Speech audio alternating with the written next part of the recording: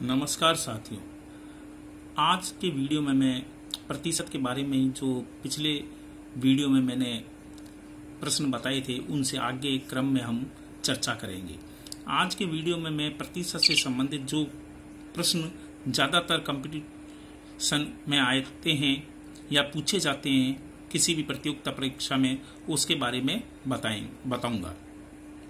प्रतिशत से संबंधित में मैंने आपको पिछले वीडियो में भी कहा था कि मैं ज़्यादा बेसिक नॉलेज के बारे में जानकारी आपको नहीं दूंगा, केवल जो प्रतियोगी परीक्षा में प्रश्न पूछे जाते हैं प्रतिशत से संबंधित उन्हीं के बारे में चर्चा करेंगे।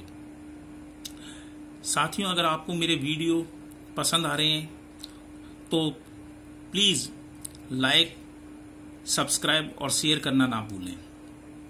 तो आज हम चर्चा करते हैं कुछ प्रश्नों पर। जैसे ये एक प्रश्न दिया हुआ है, ये एग्जामों में ज़्यादातर आता है और हम उसमें कंफ्यूज हो जाते हैं, तो उन क्वेश्चनों के लिए शॉर्ट ट्रिक मेथड या द्रुत विधि द्वारा हम कैसे उन्हें आसानी से सॉल्व कर सकते हैं उसके बारे में बताऊंगा। जैसे ये क्वेश्चन दिया हुआ है, किसी विद्यार्थी को सफल होने के लिए 40% अंक चाहिए। यदि उसे 40 अंक प्राप्त हैं तो वह 40 अंकों से असफल हो जाता है, तो पूर्णांक क्या है? यानी कि आपको सबसे पहले प्रश्न को पढ़ना है और उसे समझना है कि वो प्रश्न क्या कह रहा है। तो अब जैसे इस क्वेश्चन में कह रहा है कि 40% अंक चाहिए और उसने 40 अंक प्राप्त करे लेकिन वह 40 अंकों से असफल हो जाता है, तो अब इसके लिए हम द्रुत विधि क्या अपनाएंगे? इसके लिए फॉर्मूला है पूर्णांक बराबर, यानी पूर्णांक मतलब उस में कितने नंबर का था वो, तो पूर्णांक है बराबर y प्लस जेड बटे x परसेंटेज इजिकल टू, इसको अब आपको मालूम है परसेंटेज x परसेंटेज दिया हुआ है तो परसेंटेज आते ही 100 आ जाता है। तो यहां पर क्या हो गया, इसका फॉर्मूला 100 ब्रैकेट में y प्लस जेड ब्रैकेट बंद बटे x। तो यहां पर x प्रतिशत क्या है? 40% दिया हुआ है प्रश्न में। देखिए y क्या दिया हुआ है? 40, कितने अंक प्राप्त हुए उसे, और z बराबर असफल अंक, यानी कि उसे कितने अंक कम मिले जो वो असफल हुआ, तो यहां पर 40 अंक, z इजिकल टू 40। तो अब इन वैल्यू को हम फॉर्मूले में पुटअप करते हैं तो क्या बन जाता है? 100 ब्रैकेट में 40 प्लस 40 बटे 40 बराबर क्या आ गया? 100 मल्टीप्लाइड या गुणा 80 बटे 40, तो क्या हो गया? 8000 बटे 40 बराबर 200, यानी परीक्षा में पूर्णांक कितने का था? 200 का। और उसमें से ये जो प्रश्न कह रहा है, क्या कह रहा है कि उसने 40 अंक प्राप्त किए लेकिन वह 40 अंकों से असफल रह गया और परीक्षा पास करने के लिए उसे कितने प्रतिशत अंक चाहिए थे? 40%। तो आपको इस फॉर्मूले के द्वारा हम आसानी से चुटकी में ऐसे क्वेश्चन सॉल्व कर सकते हैं। ऐसा ही दूसरा क्वेश्चन है जो ज्यादातर एग्जाम्स में हमेशा आता है या पूछा जाता है कि एक परीक्षार्थी परीक्षा में 25% अंक प्राप्त करता है तथा 30 अंकों से असफल हो जाता है। दूसरा परीक्षार्थी 50% अंक प्राप्त करता है जो कि उत्तीर्णांक से 20 अंक अधिक हैं। पूर्णांक क्या है? अब उस क्वेश्चन में केवल एक परीक्षार्थी के बारे में बताया गया था, इसमें 2 परीक्षार्थी हैं। एक परीक्षार्थी ने 25% अंक प्राप्त करता है तथा 30 अंकों से असफल हो जाता है, और दूसरा परीक्षार्थी क्या है? 50% अंक प्राप्त करता है जो कि उत्तीर्णांक से 20 अंक अधिक हैं। यानी कि उसमें 20 अंक उसने ज्यादा प्राप्त करे हैं और उसने 25% अंक प्राप्त किए लेकिन वह 30 अंकों से असफल हो जाता है। तो ऐसे क्वेश्चनों के लिए क्या फॉर्मूला है? पूर्णांक बराबर 100 ब्रैकेट में प्राप्तांकों का योग बटे प्राप्तांकों का प्रतिशत अंतर। तो अब आगे इसको हम और क्या सॉल्व कर सकते हैं? 100 ब्रैकेट में a प्लस बी बटे y माइनस एक्स। अब a यहां पर क्या है? यहां पर जो प्रथम परीक्षार्थी है उसके कितने अंकों से वह असफल हुआ, तो यहां पर a equal to 30, b equal to क्या है? दूसरे परीक्षार्थी ने कितने अंक अधिक प्राप्त करे थे? 20 अंक अधिक प्राप्त करे थे, और y इजिकल टू क्या है? यहां पर 50% और x इजिकल टू 25। y है दूसरे परीक्षार्थी के प्रतिशत और x है पहले परीक्षार्थी के परीक्षा में प्रतिशत अंक। तो अब इन वैल्यू को अगर हम पुटअप करते हैं फॉर्मूले में तो 100 ब्रैकेट में 30 प्लस 20 बटे 50 माइनस 25, तो क्या हो गया? 100 गुणा 50 बटे 25, 50 में से 25 गए तो बचा क्या? 25। तो और आगे सॉल्व करा तो क्या आ गया? 5000 बटे 25, तो कितने अंक थे? 200। तो उत्तीर्णांक कितने थे? सॉरी, उत्तीर्णांक के बजाय पूर्णांक कुल कितने थे परीक्षा में? 200 का पूर्णांक था। अब अगला एक क्वेश्चन और है कि एक परीक्षार्थी को परीक्षा में 30 अंक प्राप्त होते हैं और वह 50 अंकों से असफल होता है। दूसरा परीक्षार्थी जिसे 320 अंक प्राप्त करता है वह भी 30 अंकों से असफल हो जाता है। तो पूर्णांक ज्ञात कीजिए। अब देखिए, ये क्वेश्चन थोड़ा सा हटके अलग है, तो ऐसे क्वेश्चनों को सॉल्व करने के लिए हमें एक चीज समझनी है या ध्यान रखनी है कि देखिए इसमें क्या कह रहा है कि दोनों परीक्षार्थियों के पूर्णांक समान या बराबर है, यानी पूर्णांक बराबर है।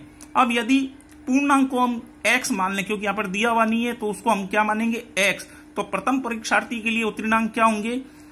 x का 30% प्लस 50, क्योंकि क्वेश्चन में क्या कह रहा है कि 30% अंक प्राप्त होते हैं पर वह 50 अंकों से असफल हो जाता है। तो पूर्णांक कितने हैं? x माना, तो x का 30% प्लस 50 तथा दूसरे के उत्तीर्णांक कितने हैं? 320 प्लस 30। तो अब आगे सॉल्व करते हैं तो क्या आता है? x का 30% प्लस 50 बराबर 320 प्लस 30। क्यों बराबर का साइन क्यों लगाया है? क्योंकि दोनों परीक्षार्थियों के लिए पूर्णांक बराबर है। तो अब आगे सॉल्व करते हैं तो क्या आ जाता है? x into 30/100। 100 क्यों लिया? क्योंकि प्रतिशत का चिन्ह आ गया, तो प्रतिशत हमेशा 100 लगाया जाता है। तो 30/100 प्लस 50 बराबर 350। आगे क्या हो गया? सॉल्व करेंगे तो और इससे ज्यादा, तो 30 x की 30 से मल्टीप्लाई करी तो क्या आ गया? 30x/100, और जो 50 था उसे पक्षांतरण उस तरफ करने पर, दूसरी तरफ ले जाने पर क्या आ जाएगा? बराबर 350 माइनस 50। तो और इसको सॉल्व करते हैं तो क्या आ जाता है? 3x/10 बराबर 300। तो x बराबर क्या आ गया? 3000/3 यानी कि 1000। तो क्या हो गया? पूर्णांक क्या थे? 1000 अंक।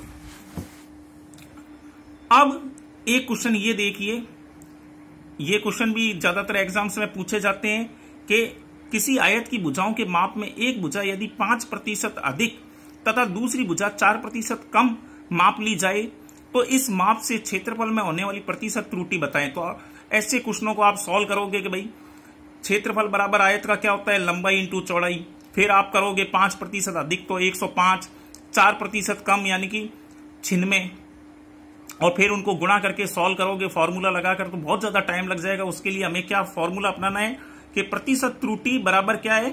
प्रतिशत अधिक माइनस प्रतिशत कम, माइनस का चिन्ह, प्रतिशत अधिक गुणा प्रतिशत कम बटे 100। अब इस फॉर्मूले में वैल्यू पुटअप कर देते हैं तो क्या आता है? यहां पर अधिक प्रतिशत कितना माप लिया उन्होंने? 5%, माइनस 4 कम मापा 4%, माइनस 5 इंटू 4 प्रतिशत अधिक गुणा प्रतिशत कम, यानी 5 गुणा 4/100। तो अब इसको आगे सॉल्व करोगे तो क्या बच जाएगा?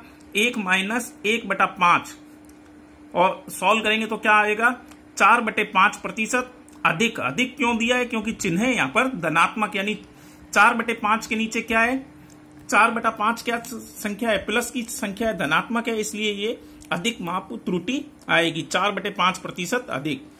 अब एक क्वेश्चन ये देखिए, ये क्वेश्चन सभी का एक सम्मिलित रूप है इस फॉर्मूले में, कि ऐसे क्वेश्चन बहुत ज्यादा एग्जाम्स में पूछे जाते हैं और ये प्रतिशत से संबंधित ही होते हैं। तो इन्हें भी हम छोटा सा एक फॉर्मूला है उसे लगा करके हम आसानी से सॉल्व कर सकते हैं। जैसे यदि किसी त्रिभुज, आयत, वर्ग, वृत्त, समचतुर्भुज या किसी भी द्विविमीय ज्यामितीय आकृति की भुजाओं में x% की वृद्धि होती है तो उसके क्षेत्रफल में क्या वृद्धि होगी? उसके लिए फॉर्मूला क्या है? x ब्रैकेट में x प्लस 200/100, या दूसरी तरीके से इस फॉर्मूले को क्या लिख सकते हैं? 2x प्लस x²/100% की वृद्धि होगी। ऐसे में अगर किसी भी आकृति के बारे में आ जाए, त्रिभुज, आयत, वर्ग, वृत्त, समचतुर्भुज या द्विविमीय ज्यामितीय आकृति, तो उसके लिए हमें उसमें अगर दिया हुआ हो कि भुजाओं में x% की वृद्धि कर दी जाए तो उसके क्षेत्रफल में कितनी वृद्धि होगी, उसके लिए हमें यह फॉर्मूला लगाना है। अब जैसे हम एक प्रश्न ले लेते हैं कि जैसे किसी आयत की भुजाएं 10% बढ़ा दी जाएं तो क्षेत्रफल में क्या वृद्धि होगी या कितनी वृद्धि होगी। तो उसके लिए फॉर्मूला सीधा रखा 2x प्लस एक्स स्क्वायर बटे 100। तो x बराबर क्या है यहाँ पर 10%, तो रखा फॉर्मूले में, तो 2 गुणा 10 प्लस 10 का स्क्वायर बटे 100, तो क्या आ गया 20 प्लस 100 बटे 100। तो 20 प्लस 1 100 बटे 100 काटेंगे तो कितना आ जाएगा 1, तो 21% की कुल वृद्धि हो जाएगी।